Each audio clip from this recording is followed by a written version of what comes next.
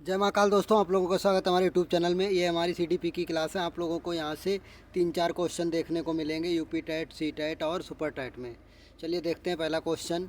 एक सामान्य बालक में बुद्धि लब्धि का स्तर होता है तो कितना होता है? इसका राइट आंसर हमारा ये 90 से 110। एक सामान्य बालक की बुद्धि लब्धि का स्तर होता है। चलिए इसे थोड़ा विस्तार से समझते हैं। टर्मन के वर्गीकरण के अनुसार 90 से 110 के बीच की बुद्धि लब्धि वाले बालकों को सामान्य या औसत बुद्धि वाला माना जाता है। क्वेश्चन नंबर अगला देखिए। प्राथमिक कक्षाओं में भाषा का विकास किस प्रकार संसाधित होता है? आंसर हमारा ये, जब शिक्षक अमूर्त अवधारणाओं को संदर्भित करने के लिए ठोस उदाहरणों का उपयोग करते हैं।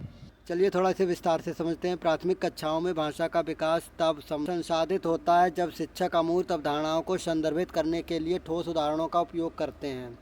अमूर्त अवधारणाओं को इनका भौतिक रूप न होने के कारण परिभाषित किया जाता है और इसीलिए शिक्षार्थियों के लिए इसे संसाधित करना और समझाना मुश्किल हो जाता है।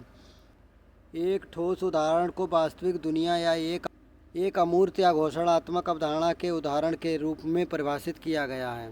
ये क्वेश्चन नंबर अगला देखिए। अभिकथन: जब कुछ बच्चे 12 महीने की उम्र में बड़बड़ाना और 2 शब्दों का वाक्य बोलना शुरू कर देते हैं, अन्य 20 महीने की उम्र तक ऐसा नहीं करते।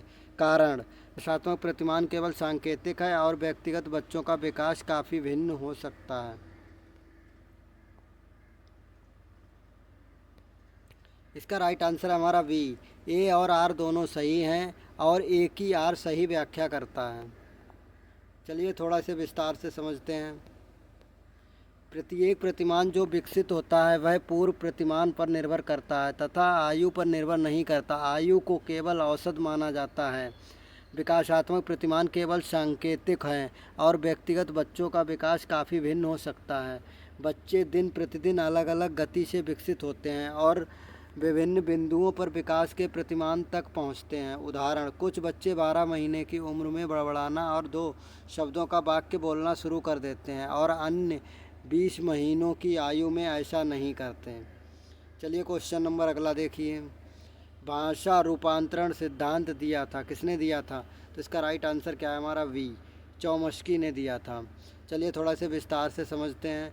भाषा रूपांतरण का सिद्धांत चौमस्की ने दिया था। चौमस्की को भाषा विकास का जनक कहा जाता है। चौमस्की के अनुसार बालक में व्याकरण एवं भाषा को सीखने की क्षमता जन्मजात होती है, अर्थात भाषा का अर्जन करने की क्षमता बचपन से ही छात्र में निहित है। भाषा अर्जन करने की ये क्षमता कुछ निश्चित समय तक ही होती है। भाषा रूपांतरण का अर्थ है 2 व्यक्तियों के बीच भाषिक संपर्क स्थापित करना। चलिए क्वेश्चन नंबर अगला देखिए। किसी भी नई भाषा को सीखने के लिए कहाँ से प्रारंभ किया जाना चाहिए? तो कहाँ से प्रारंभ किया जाना चाहिए? इसका राइट आंसर हमारा ए, अक्षरों व शब्दों के मध्य सहचार्य से। चलिए थोड़ा से विस्तार से समझते हैं। किसी नई भाषा को सीखने के लिए अक्षरों व शब्दों के मध्य सहचार्य से प्रारंभ किया जाना चाहिए, क्योंकि भाषा सीखने की प्रक्रिया क्रमिक रूप से होती है। बालक पहले अक्षर, फिर शब्द और अंत में वाक्यों को सीखते हैं। इनके मध्य सहचार्य होना अति आवश्यक है। चलिए चलिए क्वेश्चन नंबर अगला देखिए। इनमें से कौन मनोवैज्ञानिक भाषा विकास से संबंधित है? तो कौन है? इसका राइट आंसर है हमारा सी, चौमस्की। चलिए थोड़ा सा विस्तार से समझते हैं। चौमस्की भाषा विकास से संबंधित मनोवैज्ञानिक हैं। इन्होंने माना कि प्रत्येक मानव शिशु में व्याकरण की संरचनाओं का एक अंतर्निहित एवं जन्मजात खाका होता है, जिसे सार्वभौमिक व्याकरण की संज्ञा दी गई है। चलिए चलिए क्वेश्चन नंबर अगला देखिए। था, फा, चा ध्वनि है तो कौन सी ध्वनि है? इसका राइट आंसर है हमारा ये, स्वानीम।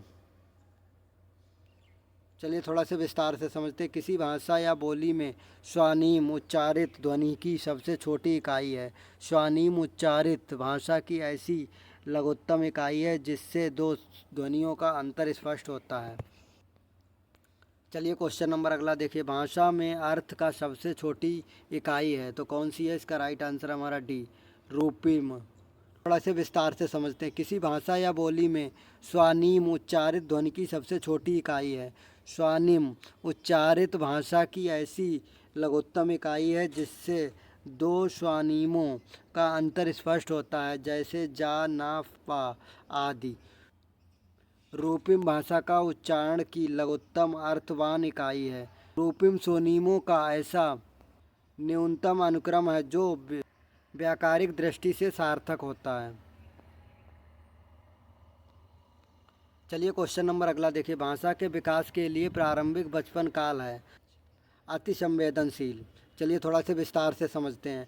भाषा के विकास की दृष्टि से प्रारंभिक बचपन काल अति संवेदनशील माना जाता है। स्टैंग के अनुसार इस अवस्था में बालकों में भाषा की बहुत रुचि होती है। इस बात पर विशेष बल दिया जाना आवश्यक है कि बालक भाषा का अधिक से अधिक ज्ञान प्राप्त करें। चलिए क्वेश्चन नंबर अगला देखिए। भाषा विकास के लिए सबसे संवेदनशील समय निम्नलिखित में से कौन सा है? तो कौन सा इसका राइट आंसर हमारा सी, प्रारंभिक बचपन का समय।